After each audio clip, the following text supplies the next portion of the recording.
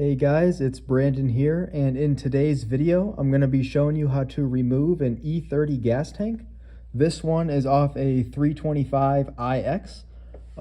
The first thing you're going to want to do is off under the driver's side rear wheel here. You're going to have a fuel filter and two fuel lines that are very obvious that you could see that run off. And then a third line for the evap, which goes to the charcoal filter.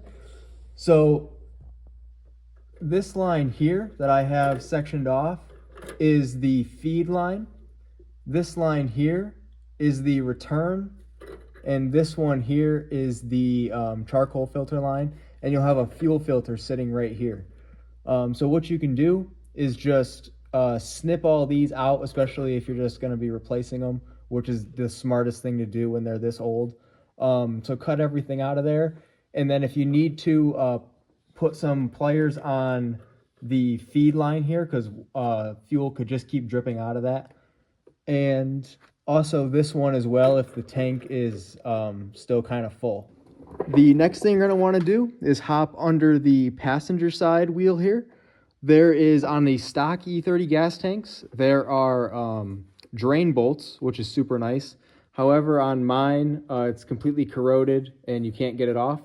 I only have about a gallon of gas in here though, so I'm not too worried about it, but I highly recommend draining it out. These are 16.5 or 17 gallon tanks. And if you need to know how much you have in there, you can look right here on the fuel filter. You can bust that out, or not the fuel filter, the fuel pump. You can bust that out and look in there and see how much fuel you have. So if you can remove fuel this way, I highly recommend it. These tanks are surprisingly heavy, and if you have gas in it, it just makes it way worse. Each gallon of gas is about 7 pounds. The next thing you're going to want to do is remove 4 out of the 5 13 millimeter bolts that hold the tank up. So this one's the easiest to access, and I recommend leaving this one in. Just loosen it up and then put it back in just in case there's any corrosion on it. You don't want to be fighting with it when all the other ones are done. So there's this one here, which the rear of the car is that way and the motor is this way. So there's this bolt here. There's a bolt above the fuel filter right here, and it actually holds this bracket on. So when you take that one out, this bracket will come off with it. There is one moving towards the rear of the car under the tank. So here's the suspension and the driver's side rear spring. There's one right there. Moving over where your drive shaft would be to the passenger side, there's one right there. This one. Right next to the filler neck.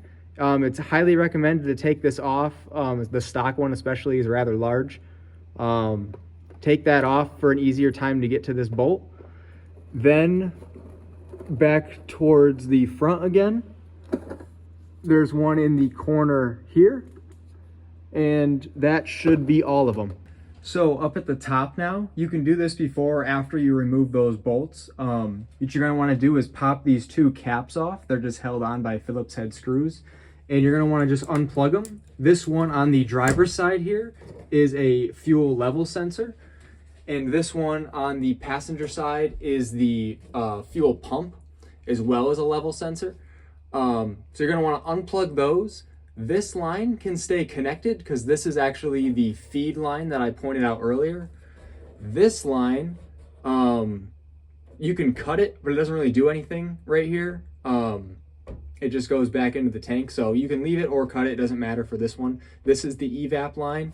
And this one here is another evap line that goes from the top of the tank to the filler neck on the inlet spout. So here's what I'm talking about here. This is obviously not what it's supposed to be like, but this is the stock filler spout, and this is inside your car here. There's a line that comes up through and connects to this here. It also connects to the yellow reserve tank that sits underneath the rear wheel here, right where this big hole would be. So this I had to make real quick just to put some gas in the car when I first got it, to move it around quick. But so I'm going to remove this, but you'd have a major line like this. It'd be a hard line in these cars, run down to the tank that I recommend removing. And then you'll have a yellow fuel reservoir here and another line that runs through. You can kind of see it runs through right out here where these two smaller ones are. These are also just evap lines, so you don't have to worry about those. But that fat line will run through behind the suspension here and then into that tank, and then that will run to the filler neck. Basically what you're going to want to do is just remove all of that stuff and just get it out of the way. These lines I would not recommend putting back in. And the major line here is a huge pain to remove. I actually lucked out that mine was so corroded it just disintegrated. On the turbo car, I had to do, it was crazy. I could basically just hold myself on it and do pull-ups. This line was so stuck in this metal tube that runs from this well here to the gas tank in there. And when you redo the gas and the fuel system on these cars, even if you're going to use a lot of the stock components, you don't have to put that back in. You can use a much smaller line and go right to a charcoal filter to block out a lot of the smell. Coming back into the cabin here, under the passenger side rear seat where the fuel pump is, there's actually two lines here we can cut. Both of these lines go to the two we just looked at. Actually, this is where that big one connects to, is right here, and it runs through that big metal tube and then into the rear tire well. So that's why it's such a pain to get these out, because there's so much distance for it to travel and it's very tight to the pipe. So a little update here. Like I said, I got this one loose. Definitely want to leave this one in. I was able to get this one out, which is no problem. Mine was so rusted, I actually ended up putting a 12mm on it and banging that one out. Same thing over here, and I got the that one out. Used a 13 on that one, that was fine. If your fuel filter holder is in good shape, you can keep it. This one I'm not so sure. It's pretty bad, but I probably can clean it up. But this will just pop right out. Also, this is a bolt that goes up into there. This one is a bolt. This one is a nut. This one is a bolt. And this one is a bolt. Now, unfortunately, this one is so rusted that I'm going to have to use a 12 on it as well. This one, I can still get a 13mm on. The problem with these two is that the subframe is in the way. So you can't just get directly at them with just an extension like you can on the other ones. That's why it's super important to leave that one in, so you don't just have it bending down and breaking everything. So what you can do though is set up a extension in here with a swivel joint, and then run the impact down here and get it out that way. So I don't know if it's bad news or good news, but right here, this little bump and this little bump here, if your car is super rusty, definitely check underneath those. So I got all these screws loose, or all the bolts loose for the gas tank, except for this one here that I was showing. It's hard to get behind the subframe for. And I was pounding on it with a hammer trying to get a socket on, and it just started moving around. So I came up here, all this stuff got knocked loose, and this is just not attached. So good news is, should be easy to remove the gas tank. The bad news is I gotta weld up a plate here and then also put a mount back on for the new gas tank. Unfortunately, that was a false alarm, just a regular rust hole right there. The mount is still good, so I still gotta get this bolt out. All right, so I finally got that last bolt out that has been plaguing me on this job. So there's a couple things I want to go over, just so you have it in your arsenal if this same thing happens to you. Basically, all drill bits are 1/4 inch drive, so you can take a 1/4 inch socket, put it on there, and then use it on an impact to drill things out if you don't have a long enough drill bit. Same premise here. I got the 1/4 inch on here. And then this thing I found, I don't even know what it's for. But I decided I split it open and shoved a drill bit in there and then put it on the end of the impact so I could go in and drill through that bolt head.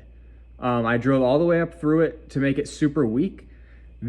So I hammered the screwdriver into the bolt head, and then I used 1 1/16 wrench on it to slowly loosen it until it ended up just breaking off because of how I drilled through it. But now the gas tank is free. There's only one bolt holding it up. All right, so we're under the car again. Gas tank is totally free except for the one bolt here. So how the gas tank comes out is because the subframe is in the way, it'll just kind of rest up here. You're gonna wanna take this bolt out, bring the front down, and then pull it towards the transmission under you this way.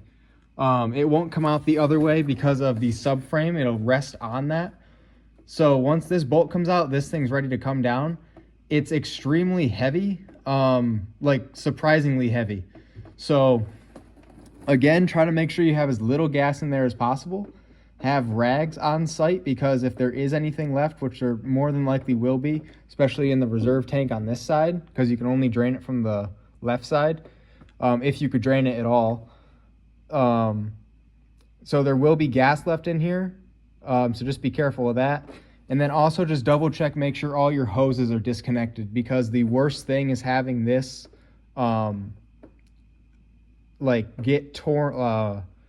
get stuck coming down, and then you're trying to mess with it, and as soon as you cut a hose, the whole thing just drops. It's super not fun. So just go over, double check, triple check everything that this is ready to come out, and then once you're ready, undo that bolt, bring the front down, and then pull it back towards the transmission. Also, here's that bolt spot that I took out, that one that was fighting me. Not too much damage anywhere, but once we get the pan off, we'll see what it's like. I also just want to mention this hose here, the one I was talking about earlier. This hose is going to be the one to give you problems if you don't cut it or remove this. And you don't need it for anything else anyway, so I definitely just recommend cutting it. And now it's ready. Also be careful if you had mice in your car, especially under here. This is super common. There will be a mouse nest right in the middle usually. So just be careful when you're taking it down. Definitely have face protection on, just so none of that stuff gets in your face. So here I am on the passenger side now. Front of the car is that way. And you can see that from tugging on this thing and pushing it down, I was able to get this lip here that's usually over this area out. So I should be able to just pull this down now and it'll come out just like I said. So pull it down and then pull it towards the transmission and it should come right out. So like I said, I was able to get it out, resting on me right now. So basically you do just pull it forward. In that corner right here, if you can get a pry bar in there after this side is pretty much already down and you just pull on it, this will just pop down and then it just comes right out. Definitely had to bang it a few times, but I didn't have to do any cutting or anything to this. Putting a new one in should be a little bit easier, but definitely still gonna watch out for that. I'm gonna have an installation video on one of these gas tanks, remanufactured one, and the fuel pump video and all that stuff in a couple of months. This is just so I could start doing the welding, but I figured I'd post this to let you guys know how to remove one of these. So here is the tank here. If you guys have a leaky tank, especially in the back, if you fill the car up over 3/4 of the way, it's almost certainly because the welds that connect the bottom of the tank and the top cover have just rusted away. This happened obviously on this car, but also on the turbo one. I also have a problem on this one where the actual filler neck is broken. So watch out for that. But basically it always requires a brand new tank to be put in. I've never really had any issues anywhere else. except for where the seam is, and you can see it's just all destroyed. So if I filled this over 3/4 of the way, the gas literally just leaks out onto here. So if you guys have a leaky gas tank, definitely watch out for that. All right, guys, so I also wanted to mention that if you have a fuel pump and the level sensor still in the tank and you're just going to junk the tank, definitely take those out. If your original fuel pump is in there, I just discard that. But the level sensor under the driver's side area, those are kind of getting hard to find, and good ones are some decent money. So definitely, if yours works, definitely steal that. And the fuel pump, if it's not newish, you can just throw that out. But definitely try to take the level sensor if it's working. And to remove these, what you're going to want to do is get a hammer and a screwdriver. And you can see on here that there's places to put the screwdriver. And you're going to want to just hit it off. And it's normal rotation, so you're going to want to hit it left to loosen it up. Same thing on the fuel pump. There's areas where you could put your screwdriver in, hit the back of it with a hammer, and left is going to be able to take it off. To get the fuel pump out, you have to remove these 8mm to get this level sensor out. Then the fuel pump will lift out. If you leave this in, there's not enough room for the fuel pump to lift out of its hole. This is what the level sensor looks like after you take it out of your thing here, of the fuel pump. And then to get the fuel pump out, you're gonna have to just kind of twist it around. It's not super tough. And then there at the end, there's a filter bag that you're gonna want to try to preserve, especially if you're gonna reuse the fuel pump, or its guts. I did not make a video on the turbo one. There's a filter bag, but you can reuse these assemblies and just get rid of the actual pump, because a lot of the cheap pumps on eBay for like 25 to 50 bucks fail, and I actually had one fail on my turbo pump. Well, what you can do is get a Deechworks pump for like $250, support like 1,000 horsepower, so more than you'll ever need. And you can actually just splice the pump right into this socket on the stock fuel pump area, so you don't need any custom setup or anything. So it's super easy to do. So even if the fuel pump's bad, probably remove it just so you can get the skeleton of it and switch over later to a better fuel pump. And then on the passenger or driver side here, here's what the level sensor looks like here. Here is what it looks like with no gas tank in the car. Here are the tubes we cut. They run through here. It's a huge pain to get these out, like I was saying before. You can see now the fuel pump and level sensor lines on the passenger side. Same thing here on the driver's side for the level sensor. These here are your parking cable brakes, which you don't ever do anything with these because they're attached to the chassis, but that's what these are. Right here are your brake lines, it's so crazy that they put them here because it's almost impossible to do these if the gas tank is in. Now it is possible because I did do it on the turbo one, but you have to get creative with how these work here. You have to use a nut on the one side and use all soft lines from Chase Bays, which is what I used on the turbo one, what I'll be using on this car. But if you guys have the gas tank out and the car's a little older, it's honestly just worth spending the money and doing the brake lines because it's so much easier to get to the rear brakes from here. And I think that's about it for what's under here. Here you can see the pieces that the gas tank was resting on that we couldn't get off. If you could move this out of the way, it'd be a whole lot easier, but it does work without it. It's not a big deal. Same thing over here is another one. And then this is the ledge that it was sitting on. If you can get it off of that, you'll be all set. So other than that though, other than all the rust I gotta play with, everything's looking pretty good. So that's gonna be everything for this video, guys. If you have any questions, please leave it in the comments below. And I will be making a video on installing a new gas tank once the time comes. Thank you for watching.